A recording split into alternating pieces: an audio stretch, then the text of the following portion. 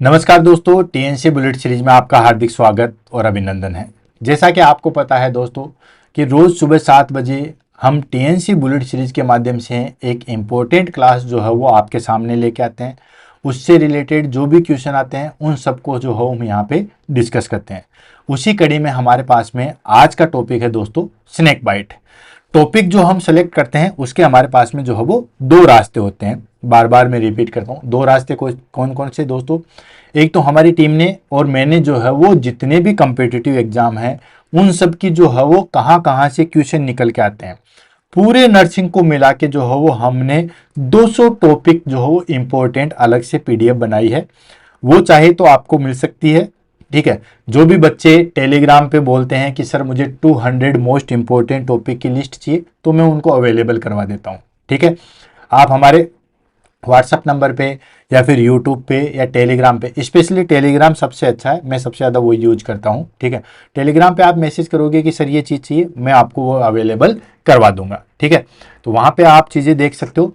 तो ये बेसिकली जो है वो हमारे पास में जो 200 मोस्ट इंपॉर्टेंट टॉपिक की जो लिस्ट बनाई है वहां से हम टॉपिक सेलेक्ट करते हैं इंपॉर्टेंट।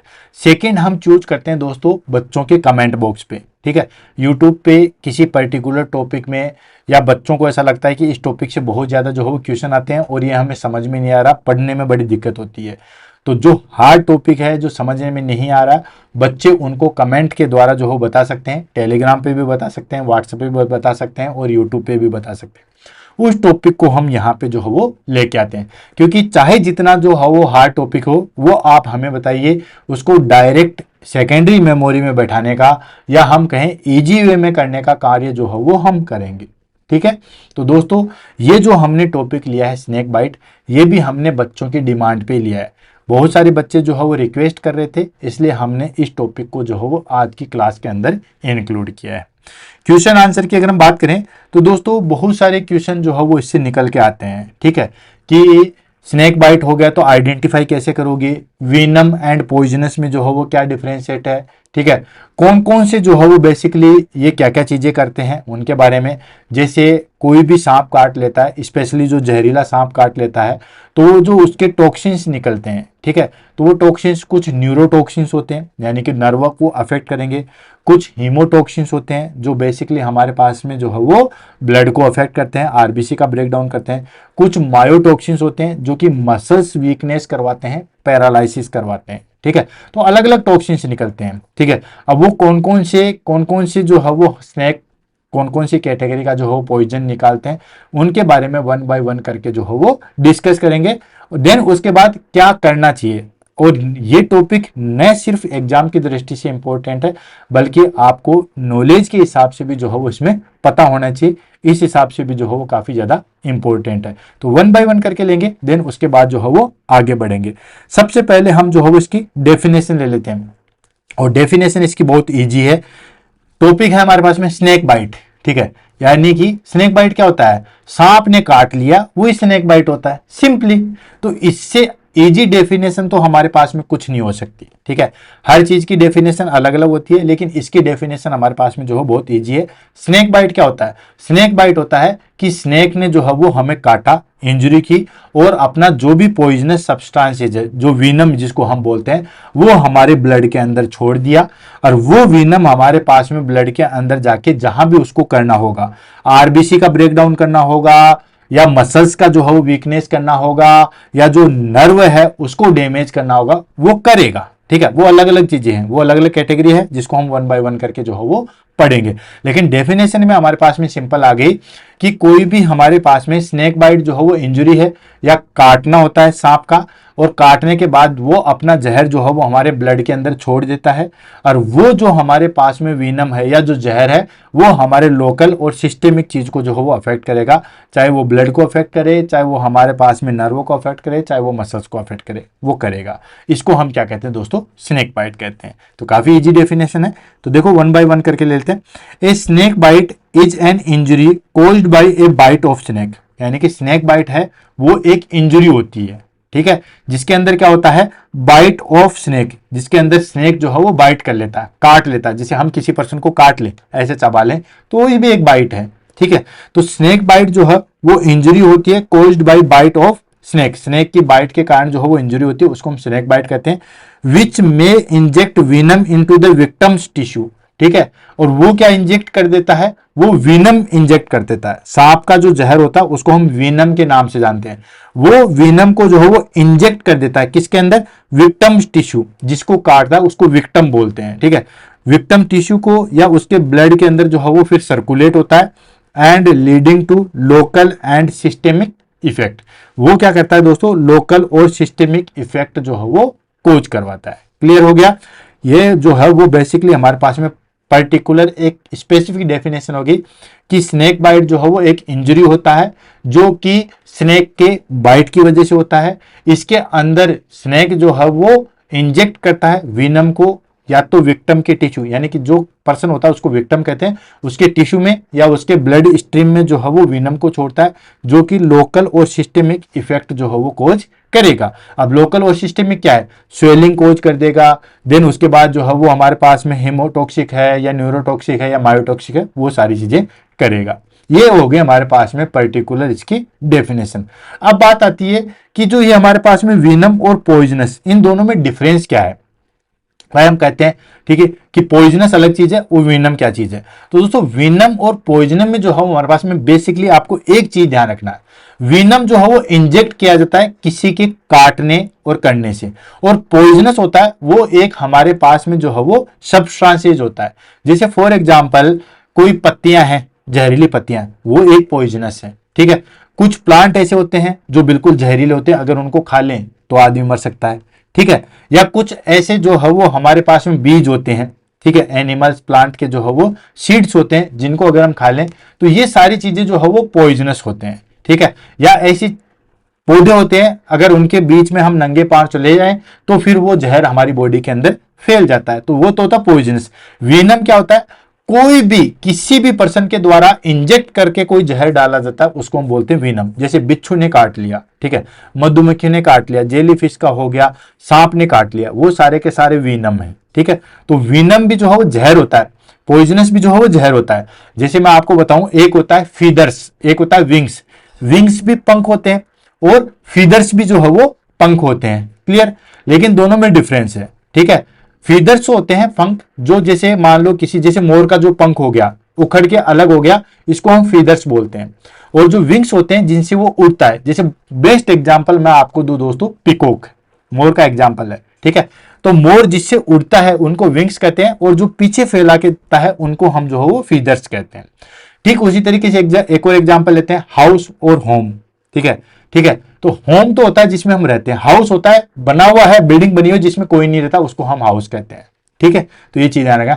ठीक उसी तरीके से वीनम और पॉइजनस, ये दोनों चीजें। वीनम होता है कि ये जो है वो बेसिकली इंजेक्ट किया जाता है किसी के काटने के द्वारा, जैसे जहर के अंदर पॉइजनस है लेकिन वो काटेगा और वो अंदर छोड़ेगा, उसको हम वीनम कहते हैं। मधुमक्खी वाला वीनम कहलाएगा। लेकिन कुछ प्लांट है, कुछ सीड्स है, कुछ केमिकल्स है, वो हमारे पास में पॉइजन आ गए, ठीक है। जैसे किसी ने फिनोल पी लिया, कहते हैं ना पॉइजनस इसने पी लिया, या कहें कि चूहे मारने वाली दवाई पी लिया, तो वो पॉइजनस हो गया। वीनम किसी काटने की वजह से होता है। तो ये सिंपल डेफिनेशन होगी, ठीक है। तो दोनों में चीज क्लियर होगी, वीनम एंड पॉइजनस में। अब हम डिस्कस कर लेते हैं कि जो पॉइजनस सांप होता है और जो नॉन पॉइजनस होता है उनमें बेसिकली जो है वो क्या डिफरेंशिएट होता है, ठीक है।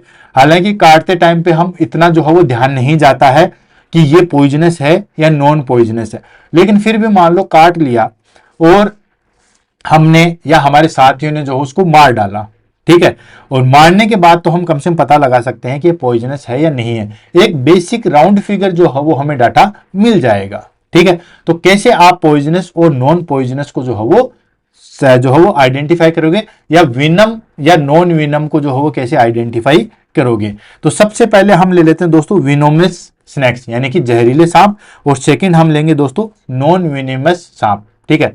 तो जो हमारे पास में विनेमस सांप होते हैं उसके ऊपर जो है वो बिल्कुल चक्ताकार, जैसे हमारे पास में आयताकार या जो है वो षटकोण के रूप में छोटे छोटे जो हो बेसिकली पैचेज होते हैं, ठीक है। यानी कि इस तरीके से जो है वो इसके ऊपर पैचेज होते हैं। ये देखिए, ये बिल्कुल जो है वो इसके ऊपर एक पर्टिकुलर लाइन में जो है वो लाइनिंग होती है, ठीक है, धब्बे होते हैं, ठीक है। जैसे ये कोई स्नेक्स है, इसके ऊपर इस तरीके से जो है वो हमारे पास में पर्टिकुलर जो है वो धब्बे होंगे, ठीक है, इस तरीके से। क्लियर है?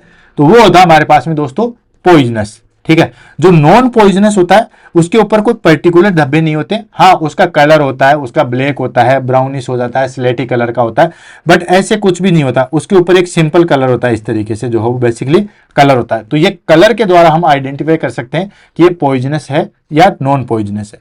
सेकेंड हम बात करते हैं दोस्तों कि उसका जो हेड होता है वो किस तरीके से है। तो जो पॉइजनस है, सांप है, ठीक है, उसका हेड जो है वो ट्राइंगल शेप्ड होता है।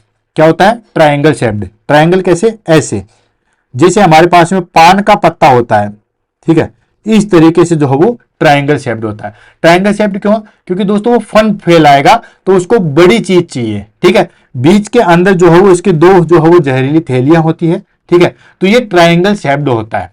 हेड जो है वो ट्राइंगल शेप्ड होता है। तो अगर सांप चल रहा है तो उसमें हमारे पास में इस तरीके का हेड है, तो वो हो गया हमारे पास में कि ये पॉइजनस है। और जो हमारे पास में नॉन पॉइजनस है या नॉन विनमस है, वो हमारे पास में राउंड शेप होता है, इस तरीके से। ये जो है हमारे पास में राउंड शेप होगा, या हम कहें थोड़ा सा जो है मुंह निकला हुआ होगा, बट गोल सा होगा, उसमें ट्रायंगल नहीं है। इसमें तो बिल्कुल पान के पत्ते जैसा जो है वो स्ट्रक्चर होगी, और इसमें जो है वो हमारे पास में राउंड शेप सा होता है, वो हमारे पास में नॉन विनमस होता है। देन उसके बाद में आता है हमारे पास में उसकी पुपिल। पुपिल से कैसे? तो दोस्तों जो हमारे पास में विनेमस जो है वो स्नेक होते हैं, जहरीले जो सांप होते हैं, तो ये जैसे हमारे पास में उनकी आंखें होगी, ठीक है, ये उनकी आंखें होगी, तो उनमें उसकी जो पुपिल है वो इस तरीके से, जैसे आपने जो है वो बिल्ली की आंख देखी होगी, या बकरी की आंख देखी होगी, या भैंस की आंख देखी होगी, तो इस तरीके से जो है, स्पेशली बकरी में बहुत स्पेशली दिखाई देगा, इस तरीके की जो है वो इनके ऊपर पुपिल होती है। जैसे हमारे पास में आपको नहीं देखा होगा, पुपिल जो है वो बिल्कुल राउंड शेप की होती है। तो ऐसी पुपिल जो है वो किसमें होती है दोस्तों? विनेमस में, जहरीले सांपों में होती है, ये देखिए। ठीक है, और जो नॉन विनेमस होते हैं, जो जहरीले नहीं होते हैं, उनमें बेसिकली क्या होता है दोस्तों? उनमें हमारे पास में जो है वो राउंड शेप की होती है, इस तरीके से गोल, जो है जैसे हमारी आंखें हैं वैसी होगी, तो वो नॉन विनेमस है। ठीक है, देन उसके बाद में जो है वो हमारे पास में ये, जैसे ही हमारे पास में जो है वो सांप अगर काटेगा, तो उसमें रिट्रैक्टेबल फ्रिंज, ठीक है, यानी कि जो दांत होते हैं वो बिल्कुल ऐसे उभर के आते हैं, जैसे जेसीबी में नहीं आते। ठीक है, यानी कि जैसे ही वो मुंह खोलता है, ठीक है, काटने के लिए दौड़ता है, तो उसके दांत बाहर निकल के आते हैं। ठीक है, जबकि इसके अंदर किसी भी प्रकार के दांत जो है वो दिखाई नहीं देते। नो फैंक्स जो है, यानी कि कोई भी दांत जो है वो दिखाई नहीं देंगे। छोटी छोटी धब्बे जो है वो आपको दिखाई जरूर देंगे। जैसे ही वो मुंह खोलेगा या काटने के लिए दौड़ेगा, तो उसमें आपको कोई भी जो है वो दांत दिखाई नहीं देंगे। साथ के साथ दोस्तों एक चीज और, इसके अंदर बेसिकली जो है वो दांत इस तरीके के होते हैं, ये मैं आपको अच्छे तरीके से बता दूं। टीथ जो है वो इस तरीके के होते हैं, अंदर की तरफ धसे हुए होते हैं, इस तरीके से। लेकिन जैसे वो काटेगा ना, तो ऐसे सीधे हो जाएंगे, ऐसे मारेगा वो। ठीक है, यानी कि ये मुंह है हमारे पास में, ये मुंह है, और इसमें दांत जो है वो इस तरीके से मुड़े हुए होते हैं, लेकिन जैसे वो काटेगा तो ऐसे सीधे हो जाएंगे, फिर वो काटेगा। क्लियर? क्लियर है? दूसरी चीज, ये हमारे पास में इसके अंदर कोई भी जो है वो फैंक्स नहीं होते, यानी कि कोई दांत नहीं होते। इस तरीके से करेगा, मुंह भी खोलेगा, तो मुंह खोलेगा, काटने के लिए दौड़ेगा तो ऐसे काट लेगा। ठीक है, ऐसे काट लेगा, लेकिन उसके अंदर दांत दिखाई नहीं देंगे। तीसरी चीज, एडिशनल चीज मैं और बता रहा हूं दोस्तों आपको, कि जो हमारे पास में जो जहरीले सांप होते हैं, ठीक है, वो इस तरीके से काटते हैं, ऐसे फैला रखा है, देन वो पूरा पीछे जाएंगे, टच हो जाएंगे जमीन के, फिर जोर से काटेंगे। ठीक है, क्योंकि उनको काटने के लिए जो है वो काफी ज्यादा प्रेशर की जरूरत होती है। लेकिन जो नॉन विनेमस होता है, जहरीले नहीं होते, वो ऐसे खड़े हैं, ऐसे काट लेंगे तुरंत। समझ में आ रहा? जैसे मैं दोनों को कहूं, ये मेरा नॉन विनेमस है, जहरीला नहीं है, ये मेरा जहरीला है। ठीक है, तो जहरीला वाला जो है वो ऐसे काटेगा, ऐसे करके जो है वो यूं काटेगा, जबकि ये यूं काट लेगा। ठीक है, यूं काट लेगा। क्लियर? ये समझ में आ गया। ठीक है, देन उसके बाद में आता हमारे पास में उसकी पूंछ। ठीक है, पूंछ अगर देखोगे तो जो विनमस है, जो जहरीला है, उसकी पूंछ पे जो है वो हमारे पास में छोटे छोटे धब्बे धब्बे और मोटी पूंछ जो है वो दिखाई देगी। ठीक है, यानी कि जो पूंछ है वो रेटल स्नेक जैसी दिखाई देगी, छोटे छोटे धब्बे जो है वो हमारे पास में दिखाई देंगे। जबकि जो हमारे पास में नॉन विनमस है, ठीक है, वो बिल्कुल एक बंडल के आकार की या बिल्कुल रोज शेप में जो है वो हमारे पास में दिखाई देगी। क्लियर है? देन उसके बाद में ये तो हो गया हमारे पास में, जब तक न काटा, काट लिया तो हमें पता चल गया। ठीक है, देन उसके बाद में काट के सांप चला गया, या काट के चला गया, अब उसको मार दिया या कुछ भी किया, लेकिन काट लिया। अब उसके निशान से भी हमें जो है वो पता लगाना है कि ये जहरीला है या नहीं है। तो सांप के काटने का सीधा सीधा तरीका है, ये जैसे हमारा हाथ है, ठीक है, ये हमारा हाथ है, तो जो जहरीला सांप होता है उसके बिल्कुल दो जो है वो डंक यहां पे दिखाई देंगे इस तरीके से, ठीक है। ऐसे जो हमारे पास में चने के दाने होते हैं उस तरीके से जो है वो दो दांत दिखाई देंगे, इन द सेंस वो जहरीला है। और अगर हमारे पास में ऐसे ऐसे जो है ब्लिस्टर दिखाई देंगे तो वो जहरीला नहीं है। या तो इस तरीके से ब्लिस्टर या बहुत सारे दांत जैसे दिखाई देंगे, मतलब वो जहरीला नहीं है। तो ये चीज जो है वो ध्यान में रखना। क्लियर है? इन दांतों से आप आइडेंटिफाई कर सकते हो, क्योंकि एक रिसर्च के मुताबिक होता है दोस्तों कि जहरीले सांप जो हो बहुत कम प्रेजेंट होते हैं और जो नॉन जहरीले होते हैं वो हमारे पास में ज्यादा प्रेजेंट होते हैं। और जहर के चक्कर में बहुत सारे जानवरों को जो है वो मार दिया जाता है, जबकि वो जहरीले नहीं होते हैं। ठीक है, तो आप इस तरीके से देख सकते हो। ये देखो, ये जो है वो हमारे पास में जो है वो नॉन पॉइजनस, ये जो है वो हमारे पास में विनमस है या जहरीला है, पॉइजनस स्नेक है। ठीक है, और अगर जैसे मान लो इसी तरीके से कि यहाँ पे ये राउंड शेप है और छोटे छोटे ब्लिस्टर्स हैं, इस तरीके से ब्लिस्टर हैं, तो वो हमारे पास में जो है वो नॉन पॉइजनस होगा, नॉन विनमस होगा। क्लियर? तो ये दोनों में मैंने आपको डिफरेंशिएट जो है वो बता दिया है।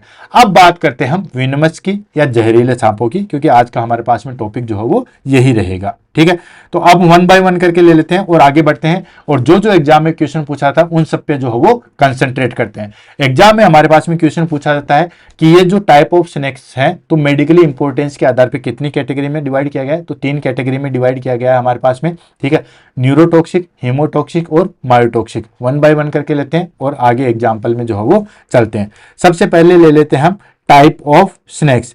टाइप ऑफ स्नेक्स को जो हो मेडिकली इंपॉर्टेंस इन इंडिया के आधार पे जो हो पहले ले लेते हैं वाइपर्स, जिनको हम विप्रेडिया के नाम से जो है वो जानते हैं। एग्जाम्पल की बात करें तो रसेल वाइपर्स या शो स्केल्ड वाइपर्स जो है वो इसके अंदर आते हैं। इनका जो विनम होता है, विनम मतलब इनका जो जहर होता है वो कौन सा होता है दोस्तों? हीमोटॉक्सिक होता है। ध्यान रखना, इन तीनों से एग्जाम में बहुत बार जो है वो क्वेश्चन आया हुआ है। ठीक है, जैसे एग्जाम में पूछता है कि जो वाइपर्स होते हैं उनमें किस तरीके का विनम होता है दोस्तों, ये हीमोटॉक्सिक होता है। हीमोटॉक्सिक का मतलब होता है कि ये आरबीसी का जो है वो ब्रेकडाउन करता है, या हम कहें simple of breakdown of RBC. RBC का जो है वो ब्रेकडाउन करता है, हीमोटॉक्सिक होता है। नाम से पता चला है हीमो, ठीक है, हीमो रिलेटेड टू ब्लड। ठीक है, तो इसकी वजह से क्या होगा, क्या इफेक्ट आएगा? ऑफ कोर्स हीमोटॉक्सिक है तो ब्लीडिंग होगी। कोगुलेशन डिफेक्टेड होगा। कोगुलेशन मतलब ब्लड जो है वो या तो बहुत ज्यादा बहने लग जाएगा या ब्लड कहीं पे भी जो है वो क्लोट हो सकता है। ठीक है, तो कोगुलेशन डिफेक्ट होगा और शोक वाली कंडीशन आ जाएगी। ब्लड लॉस हो रहा है तो ऑब्वियसली जो है वॉल्यूम कम हो जाएगी, ब्लड जो है वो डिक्रीज हो जाएगा। ठीक है, वॉल्यूम डिक्रीज हो जाएगी तो उसको हम क्या कहते हैं दोस्तों? शोक। ठीक है, तो ब्लीडिंग होगी, कोगुलेशन होगा, कोगुलेशन डिफेक्टेड होगा और शोक की कंडीशन आएगी। और ध्यान रखना दोस्तों, एग्जाम में काफी ज्यादा जो है वो इसके टाइप से क्वेश्चन पूछा जाएगा। वाइपर्स जो है वो कौन से होते हैं? हीमोटॉक्सिक होते हैं, और उसकी वजह से क्या होगा? ब्लीडिंग होगा, कोगुलेशन डिफेक्ट होगा और शोक होगा। सेकेंड आ जाता है हमारे पास में, दैट इज कॉल्ड एलिप्डाई। ठीक है, एलिप्डाई होता है जो करेत है, कोबरा है, किंग कोबरा है, ये सारे के सारे जो है वो हमारे पास में एलिप्डाई के अंदर आते हैं। ठीक है, एग्जाम्पल की हम बात करें तो कोबरा हो गया, क्रेत हो गया, ये सारे के सारे जो है वो इसके अंदर आएंगे। विनम की बात करें तो ये जो है वो बेसिकली न्यूरोटॉक्सिक होते हैं। न्यूरोटॉक्सिक का मतलब होता है कि इफेक्ट ऑन नर्व सेल या टिश्यू। ये जो है वो हमारे पास में नर्व टिश्यू या नर्व सेल पे इफेक्ट करेंगे। अब नर्व सेल और नर्व टिश्यू पे इफेक्ट करेंगे तो क्या होगा दोस्तों? पैरालाइसिस होगा। Very good. ठीक है, क्या इफेक्ट होगा? पैरालाइसिस, क्योंकि हमारे पास में जो है वो नर्व अगर डैमेज हो जाएगी तो पैरालाइसिस होगा। और रेस्पिरेटरी फेलियर होगा, बाकी रेस्पिरेटरी फेलियर, कार्डियोवेस्कुलर फेलियर, ये सारे होंगे। क्यों? क्योंकि इनकी सप्लाई जो है वो नर्व के द्वारा ही होती है। ठीक है, कहीं ना कहीं सिंपैथेटिक, पैरासिम्पैथिक या कोई ना कोई नर्व जो है इसको सप्लाई देती है। तो ये हमारे पास में आ गया दोस्तों सेकंड, जिसको हम जो है वो एलिप्डाई के नाम से जो है वो जानते हैं।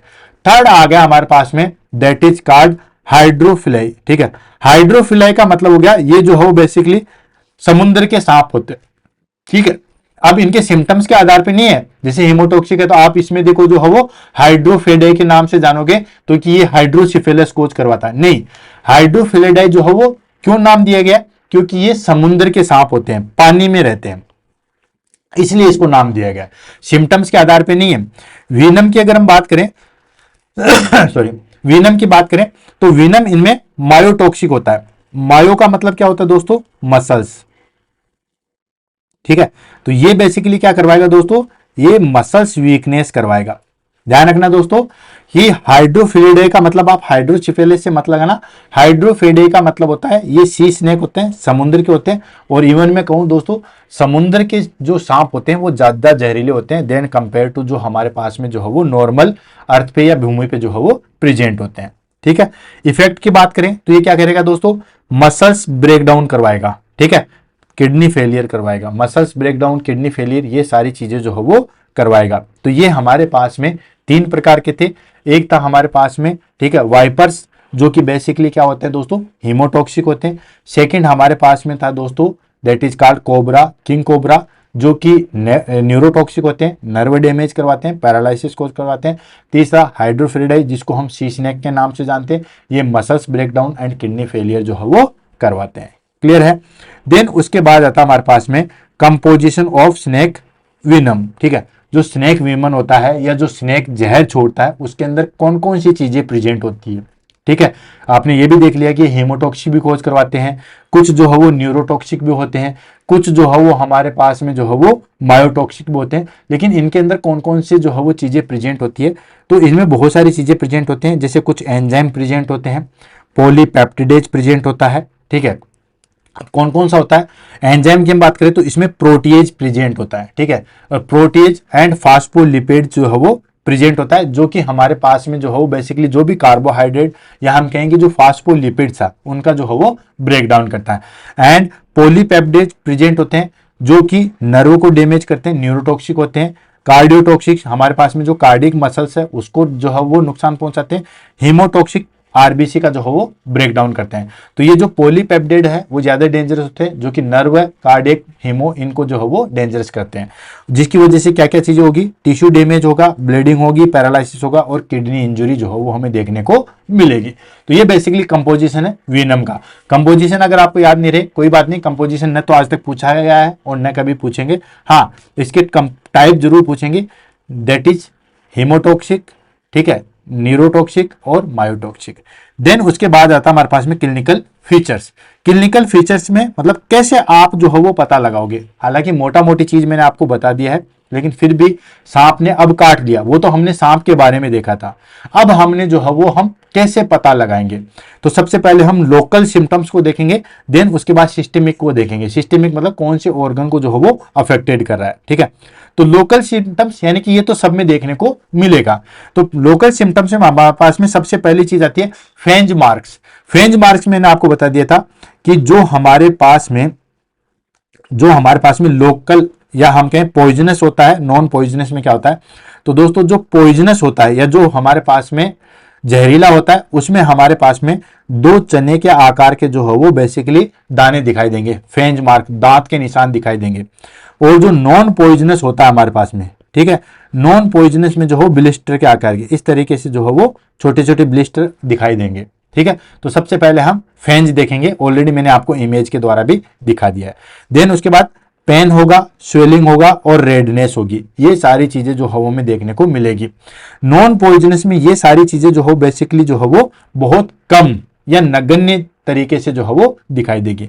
नेक्स्ट ब्लिस्टरिंग एंड नेक्रोसिस होगा। ब्लिस्टर आप जानते हो, जैसे आग के अंदर फफोले नहीं बन जाते हैं, ठीक है, जो फफोले होते हैं उनको बोलते हैं ब्लिस्टर। नेक्रोसिस, नेक्रोसिस होता है दोस्तों डिक्रीज ब्लड सप्लाई, ठीक है, डिक्रीज ब्लड सप्लाई होगी और उसका कलर जो है वो चेंज हो जाएगा, कलर जो है वो चेंज हो जाएगा, जिसको हम क्या कहते हैं दोस्तों, नेक्रोसिस कहते हैं।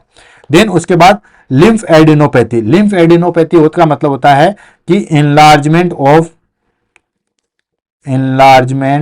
Lymph node.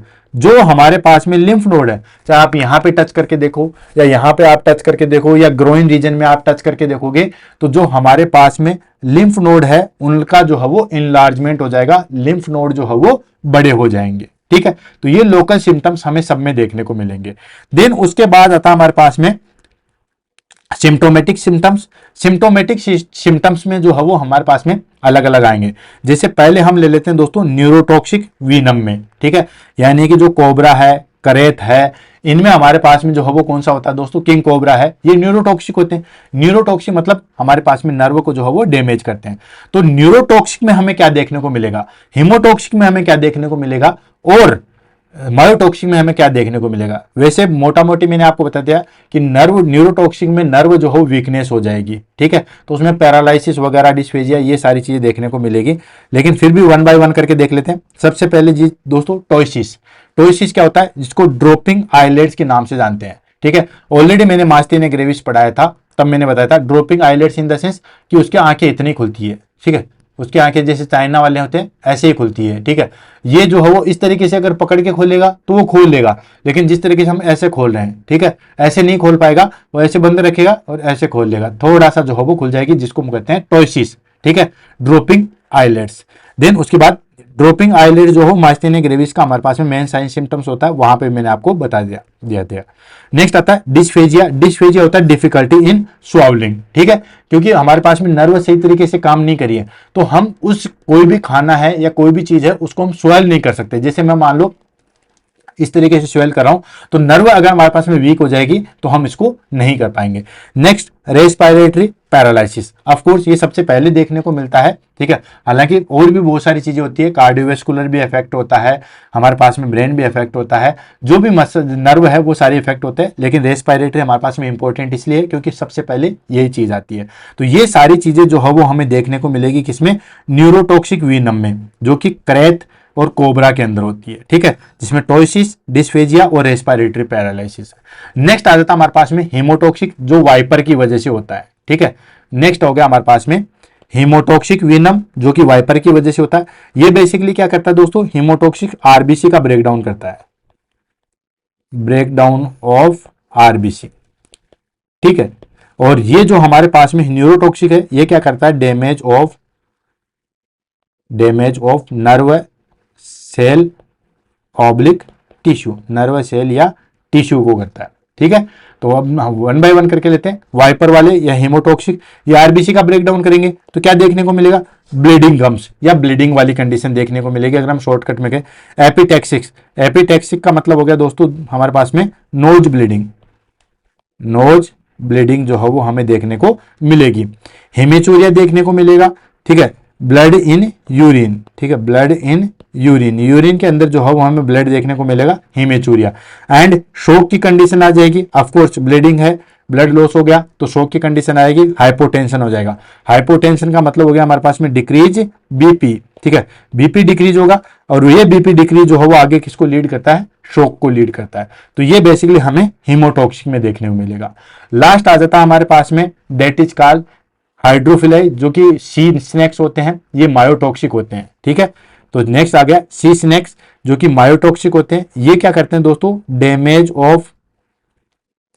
Damage of muscles, ठीक है, ये जो है वो हमारे पास में मसल्स को जो है वो डैमेज करते हैं। तो इनमें क्या देखने को मिलेगा दोस्तों, मसल्स पेन देखने को मिलता है, ठीक है, एंड डार्क कलर यूरिन। और ये डार्क कलर यूरिन क्यों होता है दोस्तों, मायोग्लोबिन यूरिया का मतलब जो मसल्स हमारे पास में डैमेज हो गई है, ठीक है, मसल्स के अंदर कौन सी चीज प्रेजेंट होती है दोस्तों, मायोग्लोबिन प्रेजेंट होती है, ये भी आपको पता है।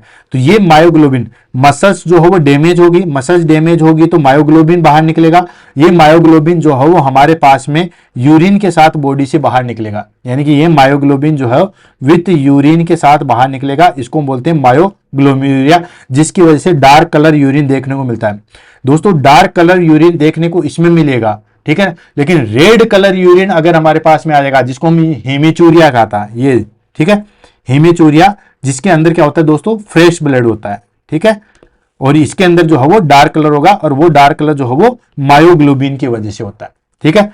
लास्ट आ जाता है हमारे पास में रीनल फेलियर, जो है वो हमें देखने को मिलेगा। तो ये बेसिकली जो है वो मायोटॉक्सिक सिंड्रोम में हमें देखने को, या मायोटॉक्सिक वीनम में हमें देखने को मिलेगा।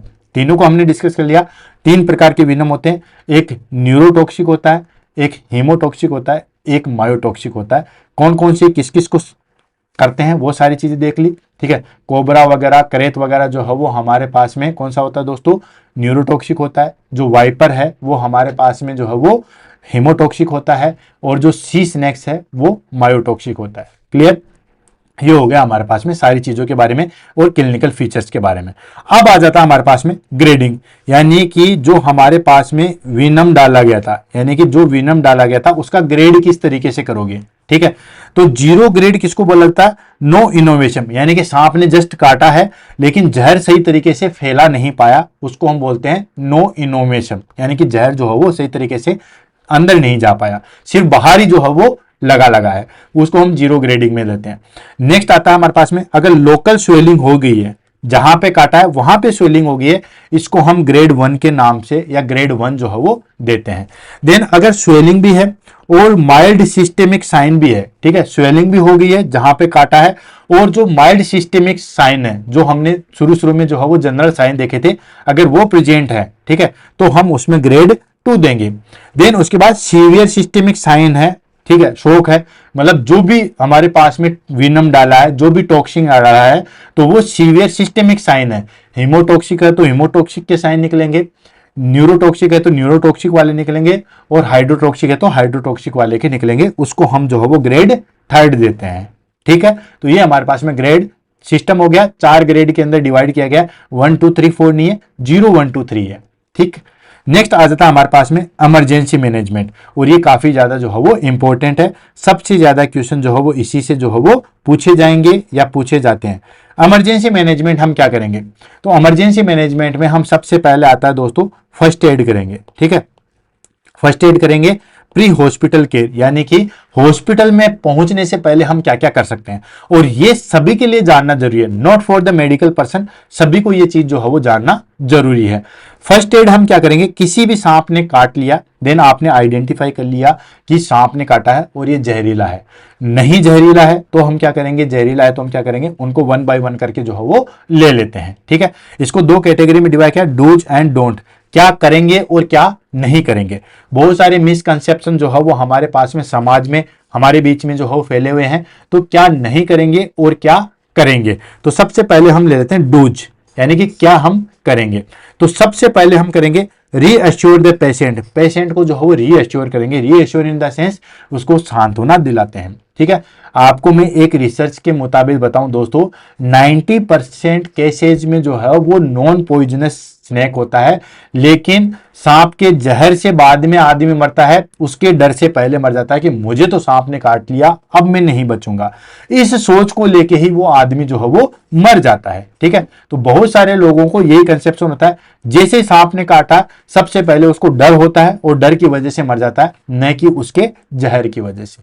क्लियर, तो सबसे पहले उसको रीअश्योर करेंगे। देन उसके बाद इमोबिलाइज द लिम्ब, जहां कहीं पे भी काटा है उसको इमोबिलाइज करेंगे, और क्लाइंट को भी जो है वो इमोबिलाइज करेंगे। इमोबिलाइज यानी कि उसको ज्यादा जो है वो एक्सरसाइज नहीं करवाएंगे, मतलब कुछ भी उसको भाग दौड़ वाला काम नहीं करवाएंगे। क्यों, उसके 2 रीजन है। इमोबिलाइज द लिम्ब, जैसे मान लो पैर पे काटा है, पैर पे सांप ने काटा है तो हम उसको स्प्लिंट बांध देंगे, जैसे फ्रैक्चर पे स्प्लिंट बांधने नहीं देते, उसको हम इमोबिलाइज करते हैं, छोटी छोटी खपचियां बांध के या गत्ता बांध के हम उसको इमोबिलाइज कर देंगे, ताकि ज्यादा मूवमेंट नहीं हो और वो जहर ज्यादा नहीं फैले। नहीं क्लाइंट को मूवमेंट करवाएंगे, क्योंकि क्लाइंट ज्यादा मूवमेंट करेगा, हार्ट ज्यादा पंप करेगा और वो जहर जो है वो ज्यादा फैलेगा। नेक्स्ट हम क्या करेंगे, keep the limb at heart level, ठीक है। जो हमारे पास में लिम्ब है उसको हार्ट लेवल पे रखेंगे, यानी कि बिल्कुल आदमी को, जो पर्सन को जो है वो सीधा लेटा देंगे। देन उसके बाद रिमूव कंस्ट्रक्टिव आइटम्स, यानी कि जो कुछ भी पहन रखा है वो रिमूव करेंगे, जैसे रिंग, बैंगल्स, वो रिमूव करेंगे। क्यों, क्योंकि दोस्तों अगर सांप ने काटा है, जहरीला है तो 100% स्वेलिंग आएगी, अगर नॉन पॉइजनस है तो भी थोड़ी बहुत स्वेलिंग तो आती है, तो स्वेलिंग आएगी, तो अगर रिंग फेल है तो वो रिंग जो है वो ब्लड सप्लाई को जो है वो अल्टर्ड कर सकती है। बैंगल्स, चूड़ी पहन रखी है, सोने की चूड़ी पहन रखी है, स्वेलिंग हो गया, वो सोने की चूड़ी जो है वो अंदर ही अटक गई है, और वो जो है वो हमारे पास में ब्लड सप्लाई को जो है वो अल्टर्ड कर सकती है, अफेक्ट कर सकती है। तो जो हमारे पास में आइटम्स हैं, ठीक है, स्पेशली कौन से कंस्ट्रक्टिव आइटम्स है उनको जो है वो रिमूव करेंगे। तो ये स्पेशली ध्यान रखना, इससे भी जो है वो एग्जाम में काफी बार जो है वो क्वेश्चन आते हैं। क्लियर। नेक्स्ट, ये तो बाकी तो सारी चीजें याद रखनी है, लेकिन इसमें सबसे ज्यादा क्वेश्चन जो है वो पूछे जाते हैं। बहुत सारे बच्चों का इधर ध्यान नहीं जाता है कि रिंग और बैंगल्स को निकालने से क्या फायदा, ठीक है, तो वो नहीं करते हैं। लास्ट आ जाता है ट्रांसपोर्ट टू हॉस्पिटल अर्जेंटली, जितना जल्दी हो सके हॉस्पिटल लेके जाना है, न कि किसी तेजाजी, भोपाजी, साधु, संत इनके पास में लेके नहीं जाना है, क्योंकि बहुत सारे क्लाइंट जो है वो इनके पास में ही जाने से जो है वो डिले हो जाते हैं और मर जाते हैं। ठीक है, तो ये अलग चीज है, किसी को भी मानो, लेकिन इनके चक्कर में जो है वो नहीं पड़ना है। इमीडिएटली जो है वो हमें हॉस्पिटल में जाना है। तो रीएश्योर द पेशेंट करेंगे, देन उसके बाद इमोबिलाइज करेंगे, लिम्ब को हार्ट लेवल पे रखेंगे, जो रिमूव कंस्ट्रक्टिव आइटम है उसको रिमूव करेंगे और हॉस्पिटल पे जितना जल्दी हो सके उतना जल्दी जाएंगे। नेक्स्ट आ जाता है डोंट, क्या नहीं करेंगे। ये चीजें तो हमें बिल्कुल भी नहीं करनी है। अगर सांप ने काट लिया है तो बिल्कुल भी नहीं करेंगे। सबसे पहले do not cut the wound, यानी कि काफी जगह मूवी में भी दिखाया जाता है, थोड़ा सा वहां पे कट लगा दिया जाता है ताकि जहर बाहर निकले। जी नहीं दोस्तों, कभी भी कट नहीं लगाना है, क्योंकि काफी बार देखा गया है कि कट लगाने से जो है वो कोई मेजर आर्टरी कट जाती है और मेजर आर्टरी करने से ब्लड इतना बह जाता है कि फिर रोक पाना जो है वो मुश्किल होता है। ठीक है, तो कभी भी कट नहीं लगाना। मान लो यहाँ पे सांप ने काटा है और आपने यहाँ पे कट लगाया और हमारे पास में जो है वो रेडियल आर्टरी या अल्नर आर्टरी कट गई, ठीक है, तो आर्टरी कटने की वजह से या कोई वेन भी कटने की वजह से जो है बहुत ज्यादा ब्लड लॉस हो जाता है। तो कभी भी जो है वो कट नहीं करना है, वुंड को जो है वो कट नहीं करना है। सेकेंड आता है डू नॉट सक द विनम। ठीक है, बहुत सारी मूवी में भी दिखाते हैं कि जहां पे भी सांप ने काटा है देन उसके बाद उस जहर को जो है वो चूस लिया जाता है। ठीक है, खींच के सक कर लिया जाता है, ऐसा नहीं करना है। इवन आपको पता होना चाहिए, एक लॉजिकली चीज बताऊं दोस्तों, कि हमारे पास में कार्डियक आउटपुट कितना होता है दोस्तों। कार्डियक आउटपुट होता है stroke volume into heart rate. ठीक है, और ये कार्डियक आउटपुट की अगर हम बात करें तो स्ट्रोक वॉल्यूम अप्रोक्सीमेटली हमारे पास में 70 ml होता है और हार्ट रेट अगर हम बात करें तो ये 72 होती है। तो 70 इसको मल्टीप्लाई करोगे तो कार्डियक आउटपुट लगभग जो है वो हमारे पास में जितना भी आएगा, ठीक है, 7.9 7.85 जो भी चीज आएगी, ठीक है, लगभग 4 से 5 लीटर, या मैं डायरेक्ट कह दूं कि लगभग 4 से जो है वो 4 से 5 लीटर ब्लड जो है वो पर मिनट के अंदर जो है वो सर्कुलेट हो जाता है। ठीक है, पूरा हार्ट पंप करता है, यानी कि पूरा ब्लड जो है वो 4 से 5 लीटर ब्लड जो है वो 1 मिनट के अंदर सर्कुलेट हो जाता है। तो जैसे आप लेके जाओगे तो वो सक क्या करेगा, ऑलरेडी वो तो सर्कुलेट हो चुका है। अगर आपने पूरी बॉडी के अंदर बात करें, जैसे मान लो कोई हेल्दी पर्सन है, ठीक है, हेल्दी पर्सन है और हेल्दी पर्सन है मान लो 70 kg का है, ठीक है, 70 kg का कोई पर्सन है, 8% हमारे पास में अप्रोक्सीमेटली ब्लड होता है। ठीक है, यानी कि 5.5 लीटर या 5 से 6 लीटर ब्लड जो है वो हमारे पास में हेल्दी पर्सन के रूप में होता है। कुल मिला के अगर मैं शॉर्टकट की बात करूं, 5 से 6 लीटर ब्लड है और 1 मिनट के अंदर 4 से 5 लीटर जो है वो सर्कुलेट होता है, यानी कि 1 से लेके 1.5 मिनट के अंदर पूरा ब्लड जो है वो सर्कुलेट होता रहता है। तो जब सांप ने काटा तो अगर 1 मिनट से पहले अगर आप उसको सक कर लेते हो तब तो अच्छी बात है, लेकिन अगर 1 से 1.5 मिनट से ऊपर हो गया है, ठीक है, फिर सक करने का कोई फायदा नहीं है, क्योंकि वो तो पूरा जो है वो बॉडी में फैल चुका है। और हम जो ले जाते हैं किसी के पास में भी और वो सक करता है, तब तक तो काटे हुए आधा 1 घंटा हो जाता है। तो सोचो आधे 1 घंटे के अंदर तो ब्लड जो है वो कम से कम 500 बार सर्कुलेट हो जाता है पूरी बॉडी के अंदर। ठीक है, तो कोई यूज नहीं है। ठीक है, तो do not suck the venom. Next, do not apply ice और इलेक्ट्रिकल शॉक। बहुत सारी जगह जो है वो आइस लगा दिया जाता है या इलेक्ट्रिकल शॉक दिया जाता है, बिल्कुल भी ऐसा जो है वो नहीं करना है, कोई भी जो है वो इसका यूज नहीं है। देन उसके बाद do not tie the tourniquet tightly. ठीक है, बहुत सारे पर्सन क्या करते हैं कि वहां पे अच्छे तरीके से रस्सी से बांध दिया जाता है ताकि जहर आगे ना फैले। जी नहीं दोस्तों, बिल्कुल भी नहीं करना है, क्योंकि ब्लड तो सर्कुलेट होता ही होता है। ठीक है, वो तो सर्कुलेट चला जाएगा। इवन आप उसको टाइट कर दोगे तो नेक्रोसिस और गैंग्रीन जरूर कर सकते हो, बाकी टाइटली क्लोज नहीं करना है। इवन हमने जो रिंग्स है और जो बैंगल्स है वो हमने रिमूव कर दिए ताकि ब्लड सप्लाई प्रॉपर हो। ठीक है, तो ट्यूनिगेट का कोई औचित्य जो है वो नहीं रहता है। तो ये सारे के सारे जो है वो एग्जाम में पूछे जा सकते हैं, ध्यान रखना। वन बाय वन करके सारों को मैंने जो है वो डिस्कस कर लिया है। कभी भी जो है उन पे कट नहीं लगाना है, कभी भी उस वेनम को सक नहीं करना है, कभी भी उस पर आइस या इलेक्ट्रिक का शॉक नहीं लगाना है, और कभी भी जो है वो टाइट ट्यूनिकेट जो है वो नहीं बांधना है। ये हम कार्य नहीं करेंगे। अच्छे तरीके से ध्यान रखना, दोनों स्लाइड को मैंने इंपॉर्टेंट जो है वो लगा दिया है, क्योंकि एग्जाम में इनसे काफी ज्यादा क्वेश्चन जो है वो पूछे जाते हैं। नेक्स्ट आ जाता है हमारे पास में हॉस्पिटल मैनेजमेंट। हॉस्पिटल के अंदर चले गए तो हॉस्पिटल के अंदर या हॉस्पिटल के अंदर किस तरीके से ट्रीटमेंट करेंगे तो उसको हम ले लेते हैं। तो सबसे पहले इनिशियल असेसमेंट करेंगे और हम फॉलो करेंगे दोस्तों एबीसी को। एबीसी मतलब आपको बताया कि रेस्पिरेटरी फेलियर होता है स्नेक बाइट की कंडीशन में, तो हम एयरवे मेंटेन करते हैं, देन ब्रीदिंग मेंटेन करेंगे, देन सर्कुलेशन मेंटेन करेंगे। ठीक है, तो एबीसी को हम जो है वो फॉलो करेंगे इनिशियली, ये तो हम फॉलो करेंगे। देन उसके बाद लास्ट में हम क्या करेंगे, सेकंड डिटेल हिस्ट्री, उससे जो है वो हम पूरी हिस्ट्री जो है वो कलेक्ट करेंगे। कलेक्ट कैसे, कितने टाइम पहले काटा है ताकि हमें आइडेंटिफिकेशन हो सके, टाइप ऑफ स्नैक, ठीक है, किस प्रकार का स्नैक था। ठीक है, अगर वो बताए कि इस तरीके का स्नैक था तो एक बेसिक आइडेंटिफिकेशन मिल जाता है कि वो विनमस था या नॉन विनमस था, यानी कि जहरीला था या जहरीला नहीं था, तो ये चीज मिल जाती है। और फर्स्ट एड पूछेंगे कि आपने क्या क्या कर लिया। ठीक है, तो भाई हमने जो है वो स्प्लिंट बांध दिए थे, देन उसके बाद हम इतने टाइम पे जो है वो हॉस्पिटल लेके आ गए, तो ये काफी ज्यादा इंपॉर्टेंट है। इसमें स्पेशली जो है वो टाइम इंपॉर्टेंट है और स्नैक इंपॉर्टेंट है। ठीक है, देन उसके बाद monitor vital sign, vital sign जो है वो चेक करेंगे, मॉनिटर वाइटल साइन चेक करेंगे कि क्लाइंट जो है वो शॉक की कंडीशन में तो नहीं है या और किसी चीज में तो नहीं है, वो सारी चीजें। देन उसके बाद observe for sign of envenomation. ठीक है, इनोवेशन यानी कि जो जहर डाला है उसके साइन को ऑब्जर्व करेंगे। ठीक है, अब जहर डाला है, अब जहर अंदर गया है तो किस तरीके के, ब्लीडिंग वाले आ रहे हैं, शॉक वाली कंडीशन है, इन द सेंस हीमोटॉक्सिक है। ठीक है, पैरालिसिस वाली कंडीशन है, रेस्पिरेटरी फेलियर है, दैट इज कॉल्ड न्यूरोटॉक्सिक है। ठीक है, देन अगर हमारे पास में मसल्स वीकनेस है, मसल्स में कोई एनर्जी नहीं है, इन द सेंस वो मायोटॉक्सिक है। ठीक है, तो उन साइन को जो हम ऑब्जर्व करेंगे, जो हमने हमारे पास जहर अंदर डाला गया उन साइन को जो है वो ऑब्जर्व करेंगे। क्लियर, देन उसके बाद आता है हमारे पास में इन्वेस्टिगेशन, काफी इंपॉर्टेंट है, ध्यान रखना। इन्वेस्टिगेशन में हम क्या करते हैं दोस्तों, तो इसका गोल्ड स्टैंडर्ड टेस्ट होता है 20 WBCT।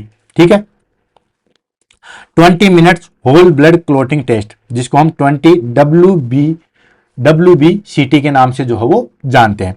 20 minute whole blood clotting test में हम क्या करते हैं दोस्तों कि एक टेस्ट ट्यूब ऐसे ले लेते हैं। ठीक है, ये टेस्ट ट्यूब होती है। ठीक है, इसके ऊपर जो है वो ढक्कन लगा होता है। ठीक है, जैसे जो वाइल आती है हमारे पास में, जो ब्लड वाली वाइल नहीं आती है, वो वाइल हम ले लेते हैं। ठीक है, इसके अंदर जो है वो 20 ml ब्लड जो है वो इसके अंदर लिया जाता है। 20 ml उसके अंदर, सॉरी 20 ml नहीं, 2 ml जो है वो ब्लड इसके अंदर लिया जाता है। प्लेन वाइल होती है, ध्यान रखना, प्लेन वाइल होती है। ठीक है, प्लेन वाइल होती है और इसके अंदर 2 ml ब्लड जो है वो ले लिया जाता है।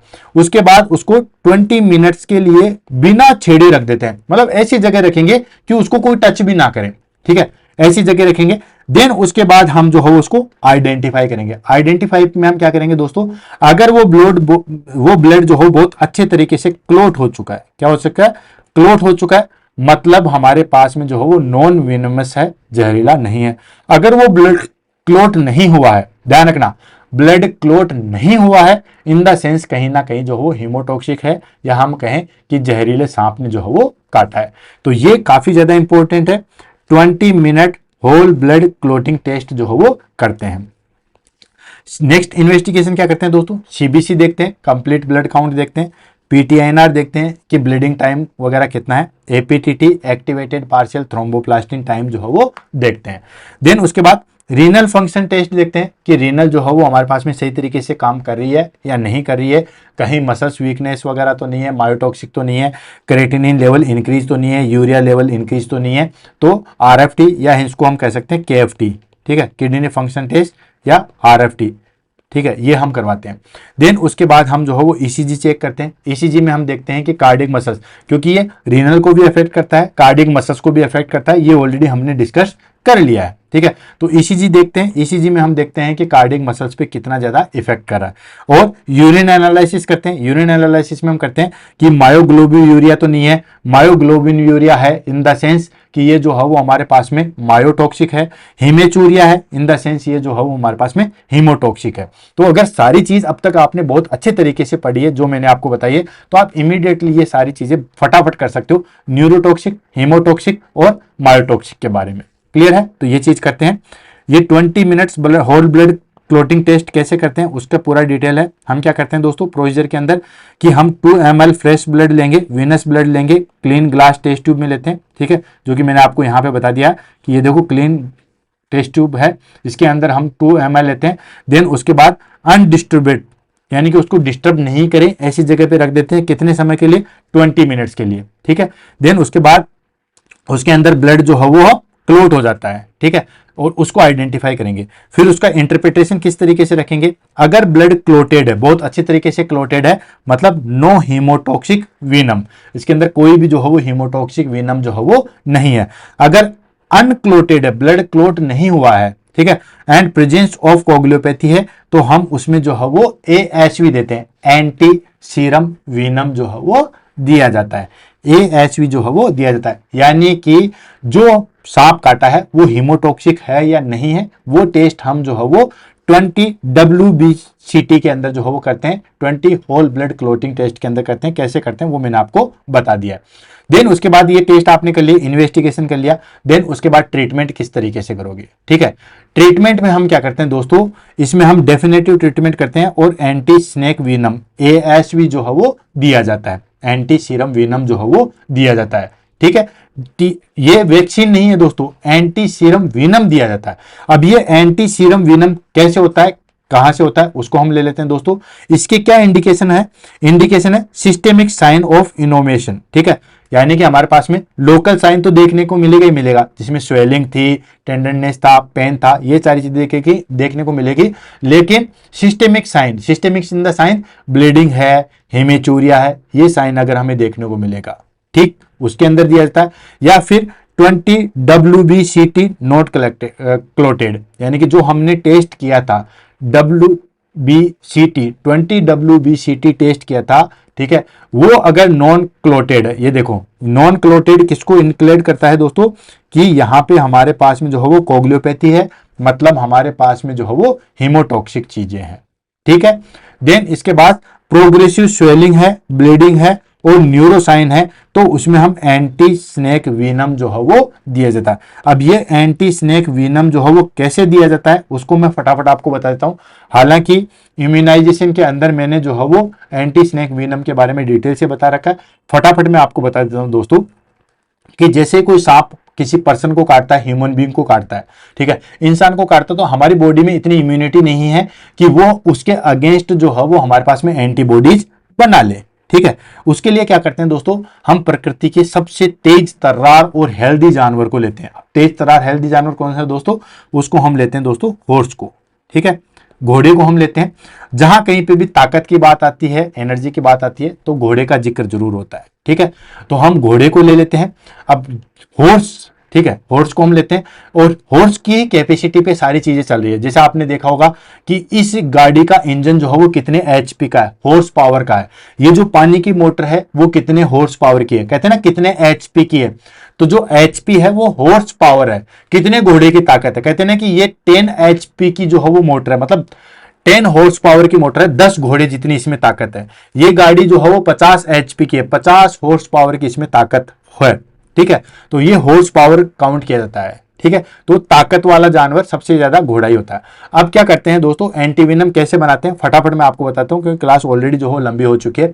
इसमें हम क्या करते हैं दोस्तों, घोड़े को जो है वो सांप से कटवाया जाता है। ठीक है, जैसे सांप ने घोड़े को काटा, ठीक है, देन उसके बाद क्या करते हैं कि घोड़े के अंदर जो है इम्यूनिटी चालू हो जाती है। अब हम तो उसके अगेंस्ट एंटीबॉडीज बना नहीं पाते, लेकिन घोड़ा जो है वो सांप के अगेंस्ट इम्यूनिटी बना लेता है। ठीक है, सांप से कभी भी घोड़ा नहीं मरता, चाहे कितना ही जहरीला हो। ठीक है। अगर बहुत ज्यादा सांप ने काट लिया, 10-15 सांप ने काट लिया, तब तो एक अलग बात है। लेकिन अगर कोई भी सांप है एक बार काटा है तो घोड़ा कभी भी नहीं मरता, क्योंकि घोड़े की पावर इतनी होती है कि वो अपने अंदर एंटीबॉडी जो है वो बना लेता है। क्या कर लेता है? एंटीबॉडीज बना लेता है।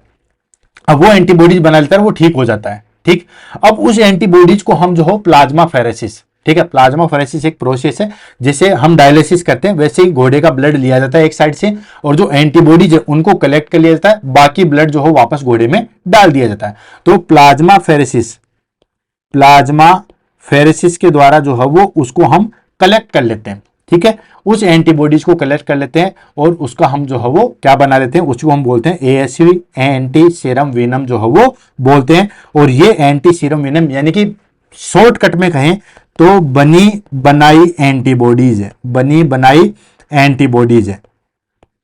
एंटीबॉडी जो है वो बनी बनाई एंटीबॉडीज है, इसको हम एएसवी, एंटी सीरम वेनम के नाम से जो है वो जानते हैं, और इससे क्लाइंट जो है वो ठीक हो जाता है। बेसिकली जो है वो 10 वाइल एक टाइम पे जो है वो लगाई जाती है। क्लियर है? तो 1 बाय 1 करके चलते हैं और आगे बढ़ते हैं। अब बात आती है डोज की, कि कितनी डोज जो है वो दी जाती है। इनिशियली डोज जो है वो 8 to 10 वाइल दी जाती है। मैंने आपको जस्ट अभी बताया कि बेसिकली यूनिवर्सल जो फॉलो किया जाता है, जैसे हमारे हॉस्पिटल के अंदर जो है फॉलो किया जाता है, तो 10 वाइल एक बार में जो है वो दी जाती है। ठीक है, तो 8 to 10 वाइल दी जाती है ओवर 1 आवर्स। ठीक है, 1 घंटे के अंदर 10 वाइल जो है वो उस पर्सन को इंजेक्ट कर दी जाती है। ठीक है, अगर सिम्टम्स ठीक हो गए, ठीक है, सिम्टम्स में काफी ज्यादा जो है वो रिलीव हो गया, जो सिम्टम्स आ रहे थे हेमेचूरिया, ब्लीडिंग, ये सब चीजें, अगर सिम्टम्स जो है वो रिलीव हो गए तो ठीक है। अगर हमारे पास में सिम्टम्स वैसे के वैसे हैं, ठीक है, तो हम 6 घंटे बाद फिर से रिपीट करते हैं। ठीक है, हमने वाइल लगा दी, वाइल लगाने के बाद हम सिम्टम्स देखते हैं, 1 घंटे के अंदर हमने सारी वाइलें खत्म कर दिए, उसके बाद 2 घंटे से लेके जो 6 घंटे होते हैं वहां तक हम उसको जो है वो ऑब्जर्व करते हैं। उसके अंदर ऑब्जर्व करने के बाद हम देखते हैं कि कोई साइन सिम्टम्स जो है वो बहुत अच्छे तरीके से रिलीव हो चुके हैं, तब तक तो ठीक है। लेकिन अगर सिम्टम्स वैसे के वैसे फिर से हैं जैसे पहले थे, तो फिर 6 घंटे बाद फिर से जो है उसको रिपीट किया जाता है। ठीक है, और फिर उसके बाद में मैक्सिमम डोज दी जाती है according to CVT. Maximum dose होती है हमारे पास में 20 या 30 वाइल दे सकते हैं। 6 घंटे बाद रिपीट करेंगे तो हम फिर 10 वाइल दे देंगे। देन उसके बाद अगर हमें और लगता है तो हम 10 वाइल और दे सकते हैं। मैक्सिमम 30 वाइल तक जो है वो दी जाती है। ये इसकी जो है वो डोज है। डोज ध्यान रखना दोस्तों, अकॉर्डिंग टू इंडिया के अंदर बात करें तो 10 वाइल जो है वो एक बार में दी जाती है। 1 घंटे के अंदर जो है वो 10 वाइल को फिनिश कर दिया जाता है, यानी कि 6 मिनट के अंदर 1 वाइल जो है वो दे दी जाती है। 1 घंटे के अंदर पूरी 10 वाइल फिनिश कर देते हैं। देन उसके बाद ऑब्जर्व करते हैं, 2 से 6 घंटे तक ऑब्जर्व करते हैं। अगर सिम्टम्स रिलीव हो गए, ठीक है, नहीं हुआ तो फिर से वापस से 10 वाइल जो है वो रिपीट की जाती है। नेक्स्ट आ जाता है हमारे पास में दोस्तों प्रिकॉशन, कैसे जो है वो सावधानी रखोगे। ऑफ कोर्स, ठीक है, प्रिकॉशंस कैसे रखोगे दोस्तों कि test does not recommended, test dose does not recommended cause delay. कभी भी टेस्ट डोज नहीं दी जाती है, क्योंकि अगर हम टेस्ट डोज करेंगे तो हम जो है वो पेशेंट क्लाइंट जो है वो मर जाएगा। Then treat allergic reaction with adrenaline antihistamine. ठीक है, इनसे जो भी एलर्जिक रिएक्शन होती है जैसे कि एड्रेनालिन, एंटीहिस्टामिन, इनको हम जो है वो ट्रीट करेंगे। And monitor for anaphylaxis. Anaphylaxis आपको बताइए सीवियर जो एलर्जिक रिएक्शन होते हैं उसको हम जो है वो एनाफाइलेसिस देते हैं, तो इनसे हम जो है वो बचाव करते हैं। देन उसके बाद आता है हमारे पास में सपोर्टिव ट्रीटमेंट। सपोर्टिव वो तो था हमारे पास में डेफिनेटिव ट्रीटमेंट कि ये इस तरीके से हेमोटॉक्सिक है तो ये वाइलें हम देंगे। सपोर्टिव ट्रीटमेंट में हम क्या करते हैं दोस्तों, आपको पता है क्लाइंट जो है वो शोक में जाता है, तो शोक में जाएगा तो हम क्या करेंगे दोस्तों, आईवी फ्लूइड देंगे। ऑफ कोर्स क्लाइंट जो है वो रेस्पिरेटरी फेलियर में जा रहा था, किस में जा रहा था दोस्तों, रेस्पिरेटरी फेलियर के अंदर जा रहा था, तो हम ऑक्सीजन थेरेपी देंगे। क्लियर। नेक्स्ट मैकेनिकल वेंटिलेशन जो है वो रेडी रखेंगे। क्यों? क्योंकि क्लाइंट कभी भी रेस्पिरेटरी पैरालिसिस में जा सकता है, जिसमें हम बार बार जो है वो जिक्र कर रहे थे। ठीक है, तो रेस्पिरेटरी पैरालिसिस हो सकता है, तो उसके लिए हम मैकेनिकल वेंटिलेशन देंगे। देन उसके बाद एंटीबायोटिक फॉर सेकेंडरी इन्फेक्शन। ठीक है, कोई भी सेकेंडरी इन्फेक्शन ना हो इसलिए हम एंटीबायोटिक देंगे। टिटनस टॉक्साइड, टिट्टी का इंजेक्शन तो हम सभी को लगाते हैं, चाहे कोई सा भी हो उसमें लगाते हैं। एंड पेन मैनेजमेंट देंगे। पेन मैनेजमेंट में ध्यान रखना कभी भी NSAID नहीं देते हैं, नॉन स्टेरॉइड एंटी इन्फ्लामेटरी नहीं देते हैं, क्योंकि ये क्या करते हैं दोस्तों, वेजोडाइलेशन करवाते हैं और ब्लीडिंग को जो है वो इंक्रीज करते हैं, ब्लीडिंग को जो है वो इंक्रीज करते हैं, जैसे एस्प्रिन वगैरह। ठीक है, एस्पिरिन वगैरह है, ये ब्लीडिंग को जो है वो इंक्रीज किया जाता है। तो आईवी फ्लूइड देंगे शॉक को ट्रीट करने के लिए, ऑक्सीजन थेरेपी देंगे रेस्पिरेटरी फेलियर को मेंटेन करने के लिए, मैकेनिकल वेंटिलेशन जो है वो करेंगे रेस्पिरेटरी पैरालिसिस के लिए, एंटीबायोटिक थेरेपी देंगे सेकेंडरी इन्फेक्शन को प्रिवेंट करने के लिए, टिटनस टॉक्सोइड जो है वो हम देंगे, एंड पेन मैनेजमेंट करेंगे NSAID या ब्लीडिंग को जो है वो कंट्रोल करने के लिए। नेक्स्ट आ जाता है हमारे पास में कॉम्प्लिकेशन। अगर हम कॉम्प्लिकेशन की बात करें कौन कौन से जो है वो कॉम्प्लिकेशन होते हैं, तो कॉम्प्लिकेशन में आ जाता है हमारे पास में दोस्तों एक्यूट किडनी इंजरी, क्योंकि डायरेक्टली जो है वो किडनी को अफेक्ट कर रहा है। ठीक है, तो एक्यूट किडनी इंजरी जो है वो उसको प्रिवेंट करेंगे, उसको ठीक करेंगे। एंड रेस्पिरेटरी फेलियर, उसको जो है वो ऑब्जर्व करेंगे, रेस्पिरेटरी फेलियर हो सकता है। And disseminated intravascular coagulation, DIC bleeding disorder होता है, तो उसमें ये सारी चीजें जो है वो होती है। तो डिसएमिनेटेड इंट्रावेस्कुलर कोगुलेशन को जो है वो हो सकती है। ये सारे कॉम्प्लिकेशन है, अगर हमने इसको ट्रीट नहीं किया गया तो ये सारे कॉम्प्लिकेशन हमें देखने को मिलेंगे। ठीक है, एक्यूट किडनी इंजरी देखने को मिलेगी, रेस्पिरेटरी फेलियर हो सकता है, DIC डिसएमिनेटेड इंट्रावेस्कुलर कोगुलेशन हो सकता है, गैंग्रीन एंड कंपार्टमेंट सिंड्रोम। ठीक है, गैंग्रीन क्या होता है दोस्तों, कंप्लीट जो है वो सेल डेथ हो जाती है, कंप्लीट जो है वो सेल डेथ हमें देखने को मिलेगी। अगर फिर भी हमने चीजों को जो है वो ट्रीट नहीं किया गया तो फाइनली जो है वो क्लाइंट की डेथ हो गई। अगर ट्रीट नॉट प्रमोटली, अगर ट्रीट सही तरीके से नहीं किया गया है तो डेथ भी जो है वो हो सकती है, जो कि बेसिकली देखने को मिलती है। हालांकि बहुत सारी चीजों में तो जो है वो हमारे पास में सिर्फ डर की वजह से ही जो है वो डेथ हो जाती है। नेक्स्ट आ जाता है हमारे पास में नर्सिंग मैनेजमेंट। ठीक है, उसके बाद ही हमारे पास में टॉपिक जो है वो फिनिश हो जाएगा। ठीक है, नर्सिंग मैनेजमेंट में हम ले लेते हैं दोस्तों। ठीक है, नर्सिंग मैनेजमेंट में आ गया हमारे पास में, ठीक है, monitor vital sign. Vital sign को जो है वो हम मॉनिटर करेंगे। ठीक है, क्योंकि आपको ही पता है कि जब भी हमारे पास में क्लाइंट जो है वो शॉक की कंडीशन में जा सकता है, BP फॉल हो सकता है, तो वाइटल साइन को जो है वो मॉनिटर करेंगे। देन उसके बाद इंस्पेक्ट साइट ऑफ बाइट। ठीक है, जो भी हमारे पास में जहां पे भी स्नेक ने बाइट किया है उसको हम इंस्पेक्ट करेंगे, उसको हम जो है वो देखेंगे। देन उसके बाद में इंस्पेक्ट करेंगे, पता लगाएंगे कि वहां पे पॉइजनस वाले ने काटा है या नॉन पॉइजनस ने काटा है, वो सारी चीजों को। And assess for bleeding, neuro symptoms and urine output को जो है वो हम देखेंगे। ये हम जो है वो नर्सिंग मैनेजमेंट के अंदर जो है वो करेंगे, या नर्सिंग असेसमेंट के अंदर जो है वो करेंगे। नेक्स्ट आ जाता है हमारे पास में इंटरवेंशन, यानी कि अब क्या चीज जो है वो हम करेंगे। असेस हमने कर लिया, हमने चीजें देख ली, सिम्टम्स देख लिए, स्नेक ने किस तरीके से काटा, पॉइजनस है या नॉन पॉइजनस है, इन सब चीजों को देख लिया। देन उसके बाद आता है हमारे पास में मेंटेन एयरवे। ठीक है, एयरवे मेंटेन करेंगे क्योंकि क्लाइंट जो है वो रेस्पिरेटरी फेलियर में जा सकता है। एंड एडमिनिस्टर ऑक्सीजन करेंगे, ऑक्सीजन जो है वो उसको एडमिनिस्ट्रेशन करेंगे। नेक्स्ट आ जाता है हमारे पास में administration ASV, anti serum venom जो है वो एडमिनिस्ट्रेट करेंगे।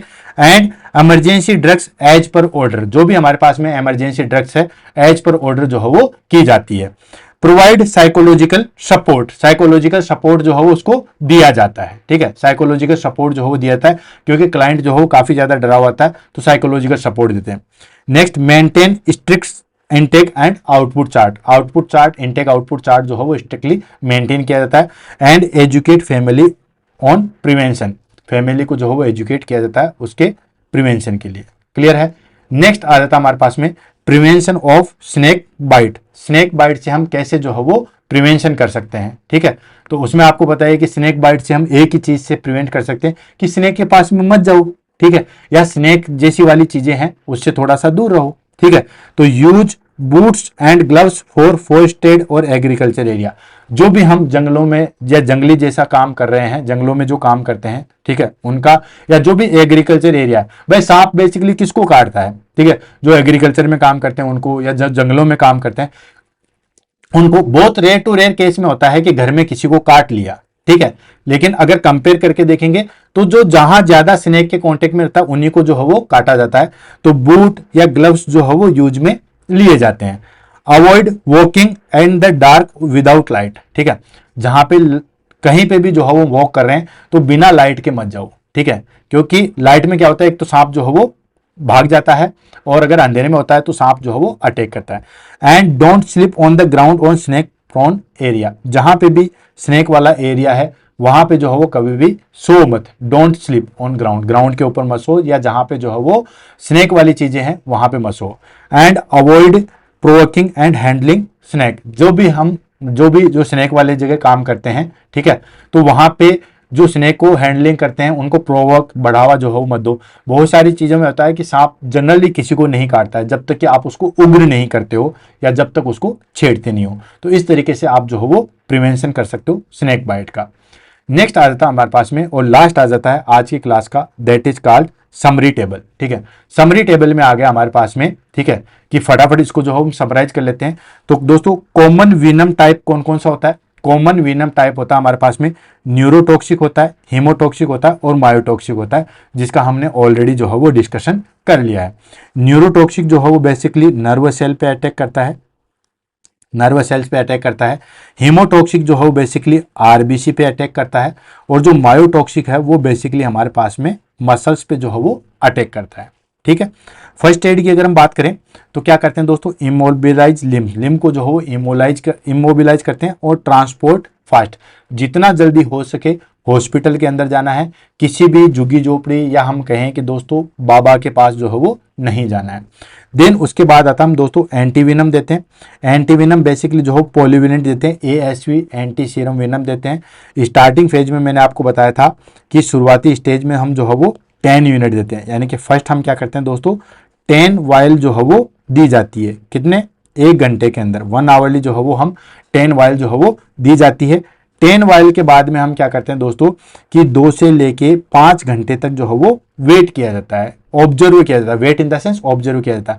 अगर साइन सिम्टम्स जो है वो रिलीव हो चुके हैं, जितने भी हमारे पास में साइन सिम्टम्स है वो अगर हमारे पास में रिलीव हो चुके हैं तो ठीक है, अगर रिलीव नहीं है देन फिर से जो है वो हम रिपीट करते हैं। रिपीट में हम जो है फिर 20 to 30 वायल तक जो है हम दे सकते हैं। क्लियर है? डायग्नोस्टिक टेस्ट की बात करते हैं तो डायग्नोस्टिक टेस्ट में हम जो है वो 20 मिनट WBCT करते हैं, ठीक है, होल ब्लड क्लोटिंग टेस्ट करते हैं, ठीक है, 20 मिनट तक करते हैं। आपको पता है कैसे करते हैं, 2 ml ब्लड लिया जाता है, प्लेन वायल में लिया जाता है, 20 मिनट्स के अंदर रखा जाता है। अगर वो क्लोट हो गया है मतलब कोई दिक्कत नहीं है, कोई हीमोटॉक्सिक नहीं है।